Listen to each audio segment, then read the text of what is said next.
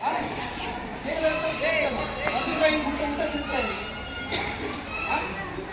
ಬಗ್ಗೆ ನಾನು ನಿಮ್ಗೆ ಹೇಳ್ತೇನೆ ಎಷ್ಟು ಬಟ್ ಇದು ಯಾಕೆ ಮಾಡ್ಕೊಂಡಿದೆ ಅಂತ ಹೇಳಿದ್ರೆ ಒಂದು 1,00,000 ವರ್ಷಗಳ ಹಿಂದೆ ಚಂದ್ರ ಇವಾಗ ಇರ್ತಾನಲ್ವಾ ಚಂದ್ರ ಬಂತಲ್ವಾ ದಿಯಾ ಅಂತ ಹೇಳ್ಬೋದು ಹೆಸರು ದಿಯಾ ಅನ್ನುವಂಥ ಒಂದು ಗ್ರಹ ಭೂಮಿ ಬಂದಿಂದ ಅಪ್ಪಳಿಸ್ತದೆ ಡಿಕ್ಕಿ ಹೊಡಿತದೆ. ಆಗ ಇದರ ಶೇಪ್ ಏನಾಗ್ತದೆ ಸ್ವಲ್ಪ ಡಿಕ್ಕಿ ಹೊಡೆದ ಚೇಂಜ್ ಆಗುತ್ತಲ್ಲ ಆಗ ಇದು 20 ಡಿಗ್ರಿ ವಾಲ್ಕೊಂಡು ಹಂಗೆ ಸುತ್ತಾ ಇದೆ. ಇದು ಇನ್ನು ಸರಿ ಹೋಗ್ಬೇಕಾದ್ರೆ ಮತ್ತೊಂದು ಗ್ರಹವನ್ನು ಕಾಪಾಡಿಸ್ತೀವಿ.